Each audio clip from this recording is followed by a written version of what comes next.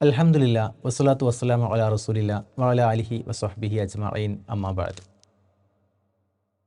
ഇസ്ലാമിൻ്റെ ചരിത്രത്തിൽ നമുക്ക് ശത്രുക്കളെയും, ഇസ്ലാം എന്ന ആദർശത്തിൻ്റെ എതിർപ്പാളയത്തിൽ നിന്ന ശത്രുക്കളെയും അതിനുവേണ്ടി പ്രവർത്തിച്ച മിത്രങ്ങളെയും ഒട്ടേറെ കാണാൻ സാധിക്കും.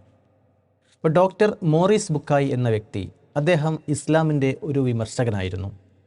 പലപ്പോഴും പലരോടും അദ്ദേഹം തർക്കങ്ങളിലും സംവാദങ്ങളിലും ഏർപ്പെടാറുണ്ടായിരുന്നു. ഇസ്ലാമിൽ അദ്ദേഹത്തിന് അഭിപ്രായ വ്യത്യാസമുള്ള പല വിഷയങ്ങളും അവരോട് അദ്ദേഹം സൂചിപ്പിക്കാറുണ്ടായിരുന്നു. ആ അവസരങ്ങളിലെല്ലാം അവർ മറുപടിയായിട്ട് അദ്ദേഹത്തോട് പറയാറുണ്ടായിരുന്നത്, അതായത് മുസ്ലിം സമൂഹത്തിൽപ്പെട്ട വ്യക്തികൾ മോറിസ് ബുക്കായിയോട് തിരിച്ചു പറയാറുണ്ടായിരുന്നത്, താങ്കൾ ഖുർആൻ പഠിക്കണം. ഖുർആൻ പഠിക്കാതെയാണ് താങ്കളുടെ ഈ വിമർശനങ്ങളെല്ലാം തന്നെ ഉണ്ടായിട്ടുള്ളത്. അതുകൊണ്ട് ഖുർആൻ പഠിക്കണം, താങ്കൾ പഠിച്ചതിന് ശേഷം മാത്രമേ താങ്കൾ വിമർശിക്കാൻ പാടുള്ളൂ.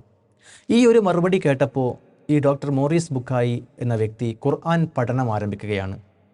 ഖുർആനിൻ്റെ പരിഭാഷകൾ അദ്ദേഹം വായിക്കുകയാണ്.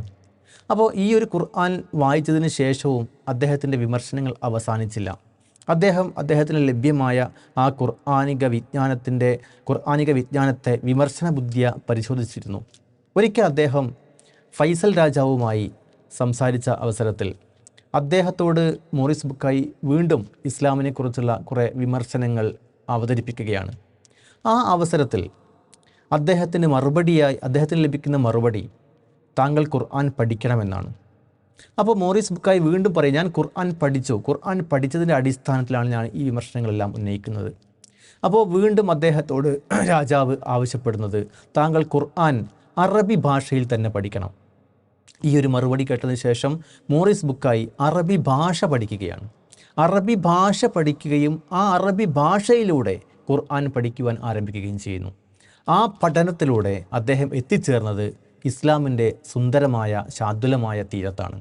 നമുക്കറിയാം, അദ്ദേഹം ബൈബിൾ ഖുർആൻ സയൻസ് എന്ന ഏറ്റവും പ്രശസ്തമായ ഒരു ഗ്രന്ഥം തന്നെ ഈ വിഷയത്തിൽ രചിക്കുന്നത് നമുക്ക് കാണാൻ കഴിയും. അപ്പോൾ പറഞ്ഞു വരുന്നത്, ഇത് അറബി ഭാഷയുടെ പ്രാധാന്യം പലപ്പോഴും മനസ്സിലാക്കുന്നതിൽ നമ്മൾ പരാജയപ്പെടുന്നു എന്നാണ്.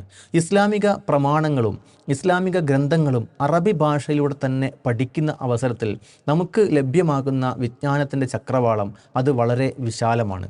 കാരണം അറബി ഭാഷയ്ക്ക് ഒട്ടേറെ പ്രത്യേകതകളുണ്ട്. പരിശുദ്ധ ഖുർആൻ അവതരിപ്പിക്കപ്പെട്ട ഭാഷ അറബിയായതിന് പിന്നിലുള്ള പല യുക്തികളും നമുക്ക് കണ്ടെത്താൻ കഴിയും. പരിശുദ്ധ ഖുർആനിൻ്റെ അവതരണ കാലഘട്ടത്തിൽ തന്നെ ഏറ്റവും അധികം വികാസം പ്രാപിച്ച ഒരു ഭാഷയായിരുന്നു അറബി. മറ്റ് പല ഭാഷകൾ നമുക്കറിയാവുന്നതുപോലെ ഹോമറിൻ്റെ സാഹിത്യങ്ങൾ ഗ്രീക്ക് ഭാഷയിലാണ്. അതേപോലെ ചതുർവേദങ്ങൾ സംസ്കൃത ഭാഷയിലാണ്. ഇങ്ങനെയുള്ള ഭാഷകളെല്ലാം തന്നെ അവയിലെ ഈ ഗ്രന്ഥങ്ങൾ എഴുതപ്പെട്ട കാലഘട്ടങ്ങൾക്ക് ശേഷം അതിൻ്റെ ശൈലികൾ കാലഹരണപ്പെടുകയും വിസ്മൃതമാകുകയും ചെയ്തു. ഇംഗ്ലീഷ് ഉൾപ്പെടെയുള്ള ഭാഷകൾക്ക് സംഭവിച്ചതാണിത്. പക്ഷേ അറബി ഭാഷ അന്ന് മുതൽ ആ പരിശുദ്ധ ഖുർആനിൻ്റെ ശൈലി അറബി ഭാഷയുടെ ഒരു സ്റ്റാൻഡേർഡ് ശൈലിയായി മാറുകയും അത് ഇന്ന് വരെ തുടർന്ന് പോരുകയും ചെയ്യുന്നു. അപ്പോൾ അന്ന് പോലും ആ കാലഘട്ടത്തിൽ പോലും പരിപൂർണമായി വികസിക്കാൻ സാധിച്ചൊരു ഭാഷ എന്ന നിലക്ക് അറബി ഭാഷയുടെ പ്രാധാന്യം നമ്മൾ ഉൾക്കൊള്ളുകയും ആ അറബി ഭാഷ നമ്മൾ സ്വായത്തമാക്കുവാൻ വേണ്ടി പരിശ്രമിക്കുകയും ആ ഭാഷയിൽ ഇസ്ലാമിനെ മനസ്സിലാക്കുവാൻ വേണ്ടി നമ്മൾ പരിശ്രമിക്കുകയും ചെയ്യണം. അത് തീർച്ചയായും നമ്മുടെ വൈജ്ഞാനിക ചക്രവാളത്തിൻ്റെ വികാസത്തിനൊരു മുതൽക്കൂട്ടായിരിക്കും. അള്ളാഹു അതിന് നമുക്ക് തൗഫീഖ് നൽകി അനുഗ്രഹിക്കുമാറാവട്ടെ.